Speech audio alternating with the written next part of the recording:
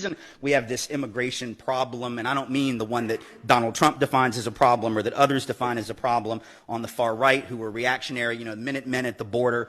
I'm talking about the reason we have a narrative problem around immigration and the reason we have such vitriol aimed at folks coming across the border. But keep in mind, only one border, right? The Minutemen do not camp out in boats off the coast of Nova Scotia, shooting at those crafty Canadians as they sneak into our country to take advantage of our superior health care. They don't do that. It's just down there at that other border, which I beg to remind you is an artificial border created at the outcome of a war, which was a war of aggression started on false pretense by this country. Not what they taught us in 8th grade, but now that is what happened. So really, folks are coming home. Can I get an amen? People are coming home. Right? They're coming home. They're coming home, and their families were here a long time before the vast majority of ours, and yet we tell them that they don't belong. Very interesting. The reason this is even possible, though, is because of the narrative we've told about how we, and now I'm talking about those of us of European descent, because black folks know how they got here. Right? A lot of Asian folk know how they got here. A lot of folks were brought over, particularly Chinese folk, to work the railroads, didn't care how many of them died. Right? Indigenous folks know how they got here. Right? But white folks have told a fiction. Right? White folks' story has basically been this. Our people came for liberty and freedom. We came for principles like that. Those people are just coming for stuff. Right? That's what we say in so many words. We came for principles. They're coming for stuff. Let's clear this up. We did not come for liberty and freedom. And I know this because if we had come for liberty and freedom, we would have established liberty and freedom. And I don't just mean with regard to people of color, I mean each other. Like, white folks spent a lot of time in the colonies just trying to figure out who was the bigger witch, right? Like, we just would kill each other. Well, it wasn't like one big happy white family. It was just, you're not a good enough Christian. No, you're not a good enough Christian. No, you're not a good enough Christian. Now I'm going to drown you because you're a warlock. I mean, that was the kind of, like, in a nutshell, that was the colonial experience. So that was not Schoolhouse Rock, right? Yeah, right? So we didn't establish liberty and freedom even vis-a-vis one another.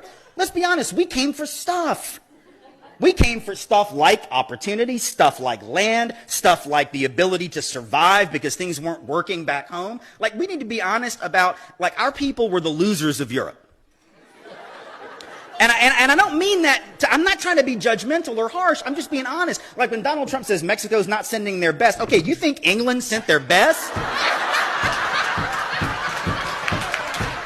The hell? Like,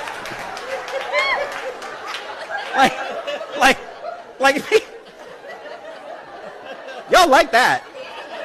Look, the people say, my family came over on the Mayflower. All right, shh.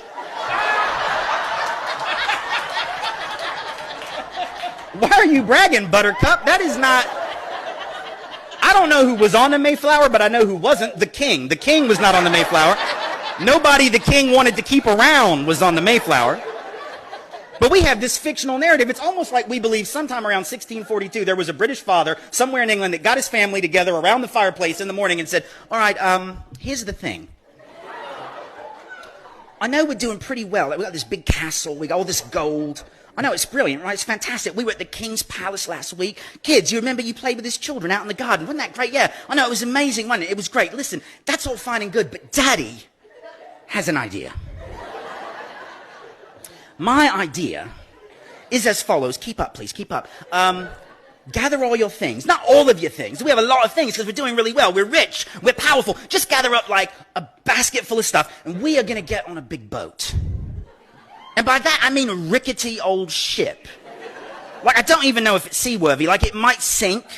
We might drown, get eaten by sharks, get robbed by pirates, get scurvy, die a horrible, miserable death on the open ocean. However, and this is the important part, it will be an adventure. So what do you say? That didn't happen, right? The winners didn't get on the boat. The winners had no reason to leave. And you know what? There's no shame in that. There's no shame at all in having been the losers. In fact, let me tell you something. There's something quite beautiful about the losers saying, we're done with losing and we're going to rebel against that and try to carve out a new life. But you know what? It's every bit as beautiful when folks in Mexico do it, and Guatemala do it, and Sri Lanka do it, and Vietnam do it, and Nigeria do it.